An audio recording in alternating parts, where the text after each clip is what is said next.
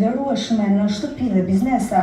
20 metrë, 1 metër ka që ujti në shtëpi. Të si du një ndi? Asi gjë s'në parë flenë. Se s'ka në bënë flenë, po. Situata shumë e keqe situata. Çfarë bën tani? Gjithë uji që na ka hyrë në shtëpi. Sistemi i kanalizimeve nuk përballoi dot prurjet e mëdha për shkak të prezencës së lartë të ujit në rrugë, kopshtet, qertet dhe shkollat e qytetit bregdetar nuk zhvilluan mësim. Në kundrën e Currilave në Durrës ka patur rrëshqitje derash, ndërsa disa akse rrugore janë bërë të pakalueshme. Vështirësi ka edhe në rrugët dalse. Në autostradë është shpëzuar lëvizje dhe qarkullimi është devijuar nga rruga Ndroqit. Policia e shtetit tas autonite shërbim nga rrugë drejt Tiranës për shkak të motit të tjerë, duhet të lëvizin në rrugën e Flokave për Ndroq, nga rruga Rrugëzimit Basan-Tiranë.